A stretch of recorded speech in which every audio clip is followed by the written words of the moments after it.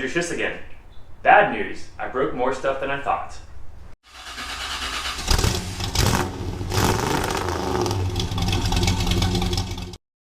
Yeah, so after our last little off-roading escapade, the shifter here was broken. The shift cable actually turned out it just kind of sheared right off. I went ahead and fixed that already because I needed to move this thing around. It wasn't too bad. I did have to take a lot of this apart.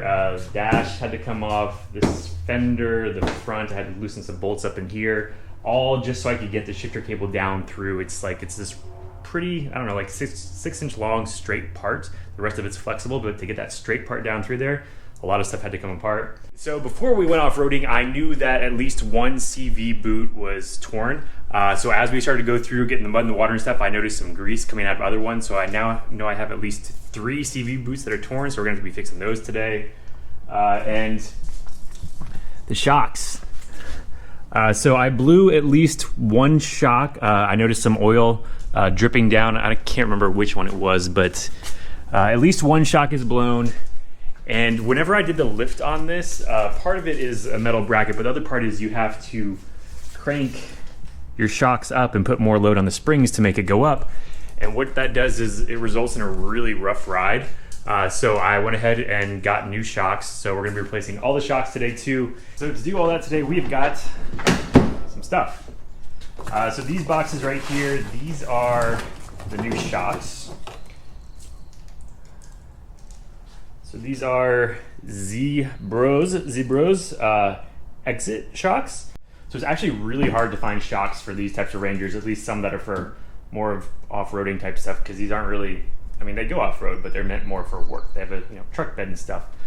So most of the shocks you can find out there are just direct replacements for the factory shocks. But like I mentioned, mine are cranked up, they're really harsh, so I wanted to go with something bigger that would give me a softer ride back. So these are completely adjustable, just like coilovers you would find on cars, and these actually give you a 2-inch lift over your factory shocks and springs.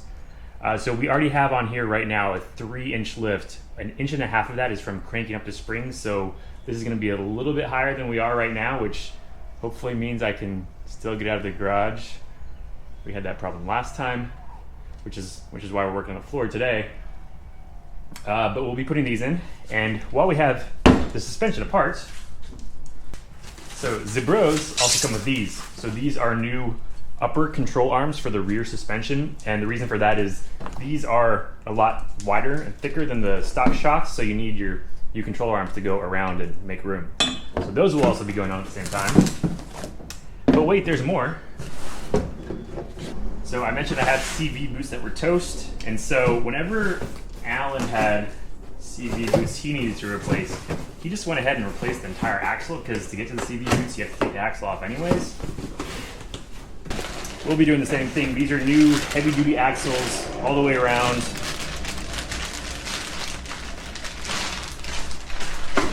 We got those, and they also come with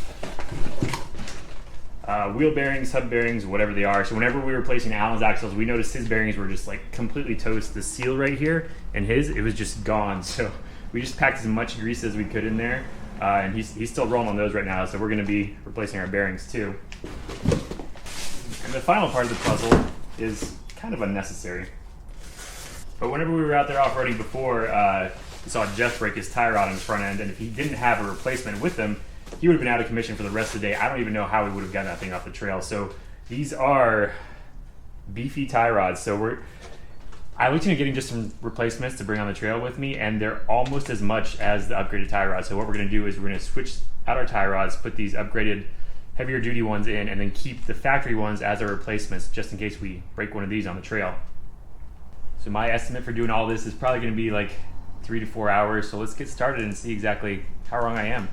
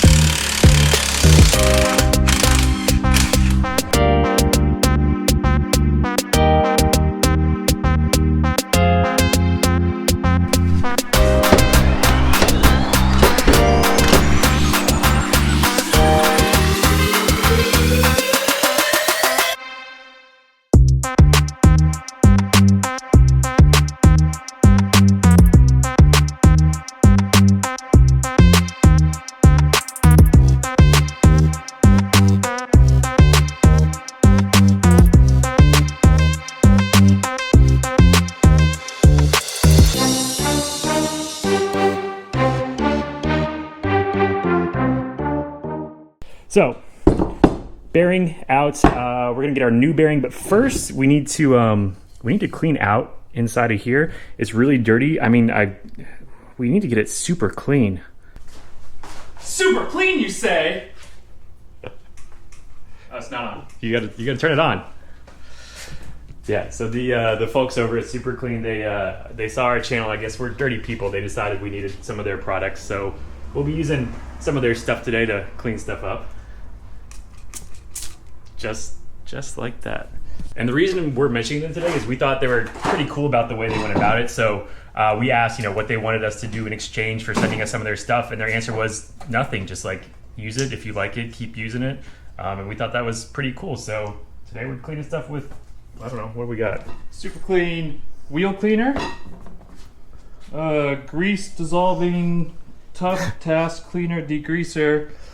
Foaming degreaser. It's like foaming can. This is like Chex Mix, right? Yeah, I know people use floor cleaner up stuff for spills, but this is going to be new for me. Yeah, actually, we've never used any stuff like this, so it'll be interesting to see how that turns out. And it's not because we've never had a spill. We get pretty dirty. We're going to have to figure out who's going to get to keep the hat, but before we do, we should discuss my head lice situation.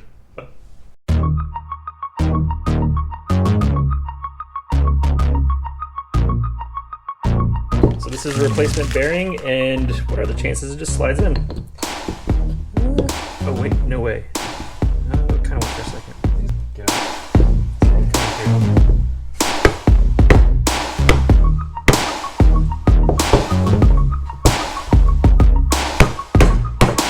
Whoa, it went. That was crazy.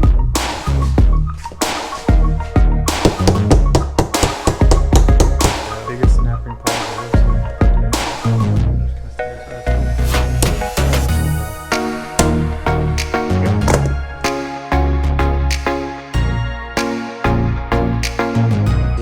Old upper control arm. We need the bushings out of there and the Zerk fittings to go into our new upper control arm.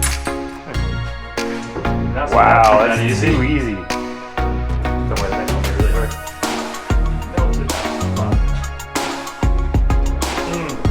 I see mild signs of wear. Well, you know.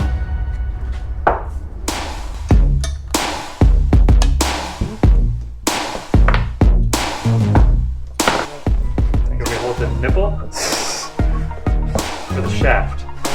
Well, I'm gonna put it onto the shaft, and Okay. you just kind of sit there and receive it. I'll let you know if anything comes out. You should be feeling it right about now. Do you feel it? Oh, I think I felt the tip make good contact.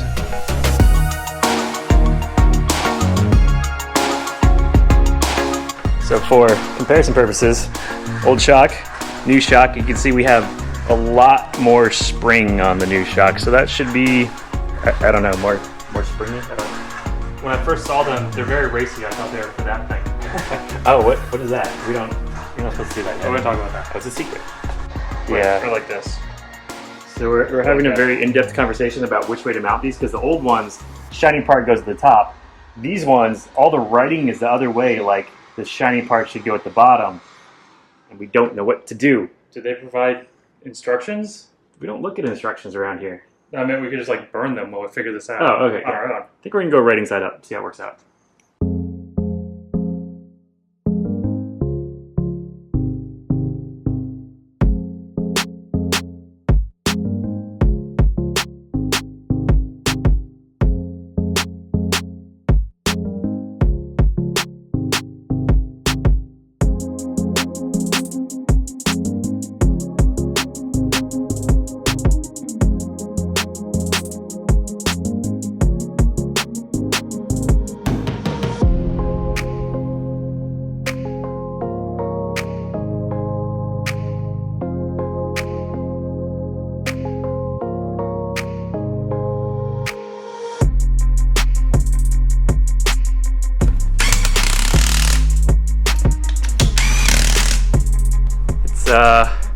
It's definitely leaning a little that way. Should we leave it? Well, if you sit on that side. Oh yeah, it'll totally even out. No, but everything's in there. Ow! Lift there. Oh. Oh, that's impressive. Oops. I'm gonna be here for a second. Okay. Put these Zerk fittings on the wrong way. Who did that? Oh yeah, it's bad. Yeah, but now we're just gonna do that 3 more times. Basically, we'll just get going here and we'll stop when we get to the tie rods and do a little, I don't know, work once Alan recovers. Goodness, of that moisture absorber, I've soiled myself. Is the lift equal now? Yeah, just keep that jack there and we don't need to do any more work. We're done. See, now you got 4, 5, 8 wheels. Wow.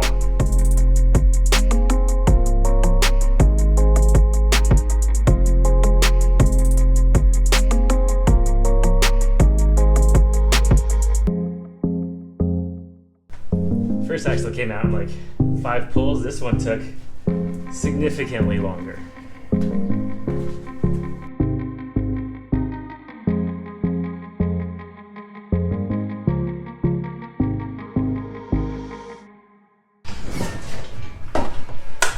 No! Our party mix. That is suspicious. They got the lid all wrong.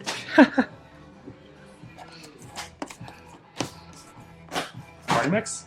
How do I, oh. Oh, it's just crumbs. And toxic.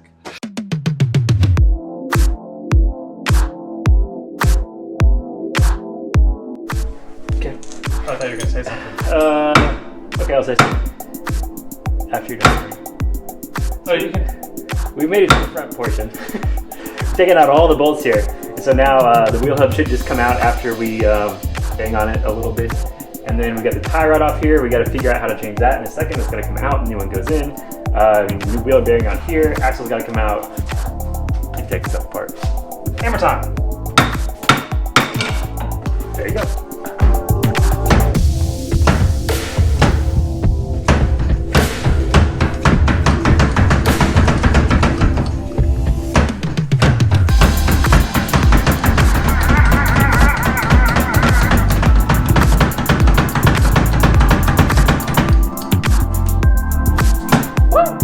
Oh my god. Oh no, that's the worst possible outcome. How did that happen? Well, there's only one thing left to do. Weld shit to it. Well, shit.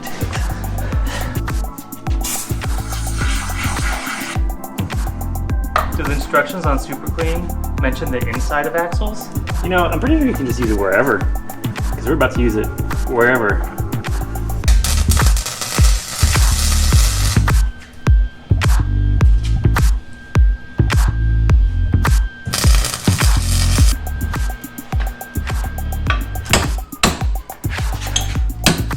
Ooh, okay, something happened. Oh, it just separated there. Oh, all that? Oh my god. No, keep going. Just rubber. Oh shit. Huh. Ah! Well, that doesn't help. What are the chances there's a tool for this? Oh, it's a slide hammer that like clamps onto this. And there is a tool? Yeah. God dang it. It is. It's essentially just a slide hammer. Oh god. Fumes.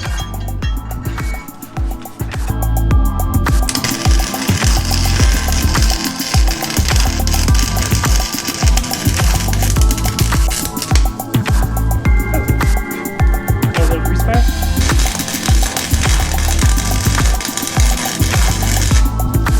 Ooh, big restart. Ooh, a double blower.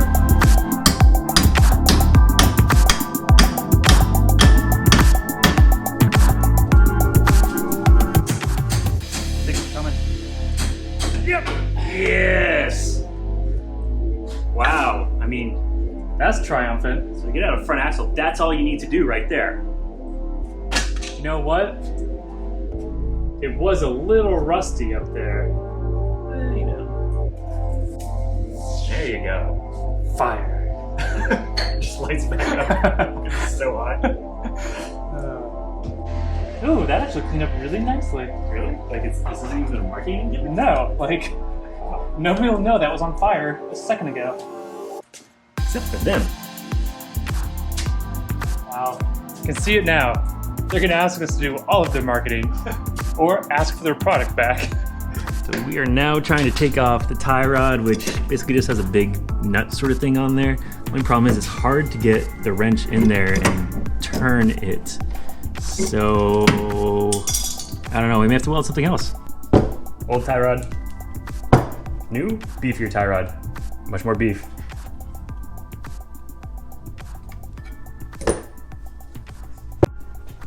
Actually, first you have to put the boot over it, then you gotta put this on it.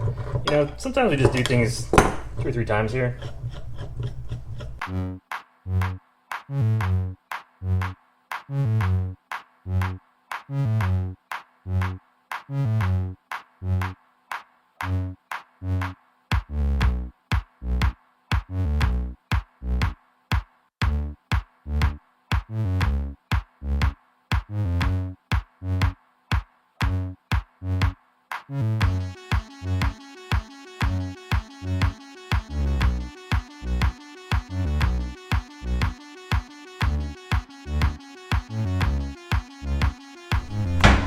Time your shoe up there.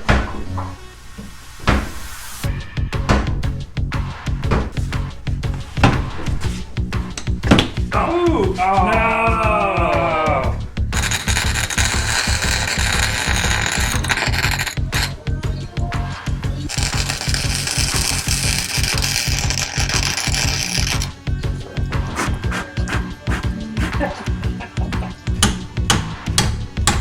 Nice. Well, she's out. That was as hard, if not the hardest. I'd say at least we had a approach this time.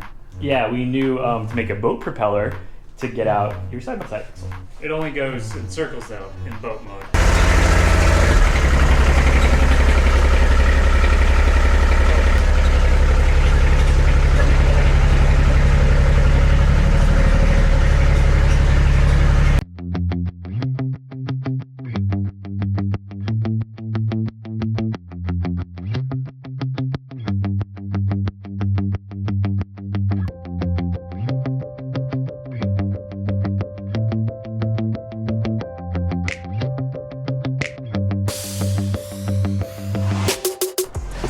Well, there you have it. It drives again, and it rides pretty well. I think better than it did when the shocks were, the springs were cranked all the way up. Before you got here, I said this was going to take like 3 to 4 hours. It just took 6 hours. I think it took us 3 hours just for that one front axle. Yeah, if the axles hadn't been such a pain, it would have gone a lot faster. But as you saw, only one came out easy. The rest were terrible. I never even saw that one come out easy, so I kind of doubt it did. Yeah, but I think the next thing to do is either Raptor line or take these on the trails again, or both. Both. Maybe Maybe we both. Raptor lined them in the woods. Now there's an idea. Entered the woods as one Polaris, came out completely different. I like it. So yeah, until next time, we'll see you later. We'll do something next time. I don't know. You driving me home? In this? Yeah. 20 miles. Okay. And this, we'll be there in an hour. Yeah, perfect. Oh no, is that grease? Quick, clean it up.